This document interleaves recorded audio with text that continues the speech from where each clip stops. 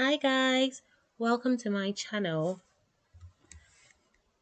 So in this video, I'm going to talk about useful resources for the MRCGP AKT, also known as the Applied Knowledge Test exam. Therefore, if you are a GP registrar and you're yet to take this exam, this is a video you don't want to miss. So I'm going to do a series of videos, but I will start with the GP self-test. And this is a question bank, which is really helpful for the exam because it contains what's in the curriculum. So to start off, we would begin with logging into the RCGP website. Login.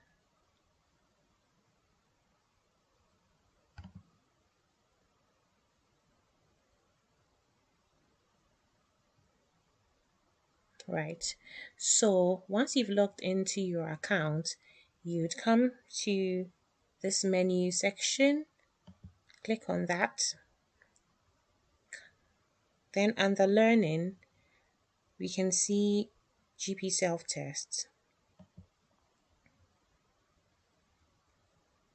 So this brings us to the GP self-test page. So for all RCGP members or associates in training, that's for GP registrars, this is absolutely free and there is unlimited access to the questions 24/7. But if you are not an RCGP member, you would need to subscribe, and these are the plans available. So for a 6-month subscription, you need to pay £70, and 12-month subscription £120. So it's got over 2,500 questions, and all questions are written by practicing GPs. Contains detailed clinical scenarios. There are certificates as well you could download after completing the various questions, which you could use for your portfolio and reflect on it. You're able to compare your scores with peers.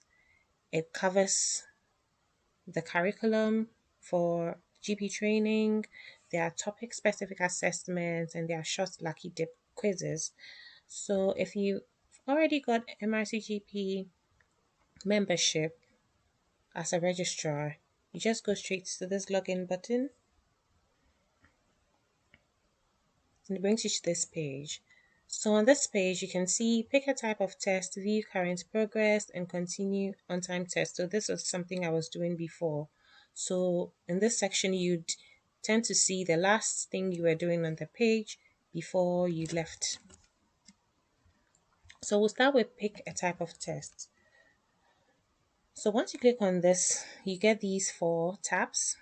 So we got the topic specific, which I would start with. And this gives us a breakdown of the various curriculum categories that GP self-test offers questions on. So these are all the topic areas. So let's start with allergy and immunology. So once you click on the button, you click on Start Test. And as you can see, we've got 20 lots of questions.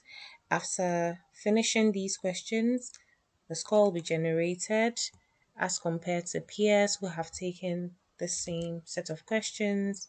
And then if you want to download a certificate, you can do that. Then you move on to the next set of questions. So we'll go back. So I tend to do topic specific questions first before going to the lucky dip.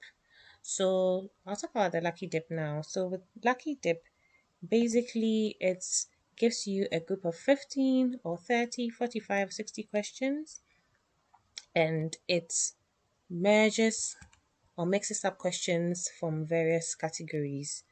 So maybe after doing all the topic specific questions, you can decide to have a lucky dip which will mix them up. Then you have a go. Then we've also got curriculum-wide learning needs assessment, which also has loads of questions, 100 of them.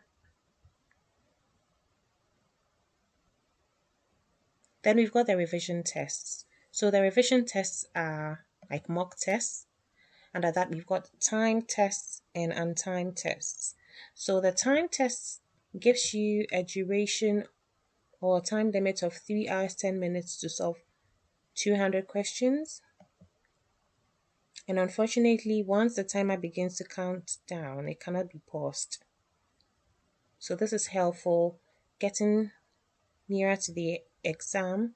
If you want to practice time management, this is something you should definitely do. So I'll go back now. Still under revision test, we've got the untimed revision test. So that's also like a mock, but this is not timed. So you can do the 200 questions, but at this time at your own pace.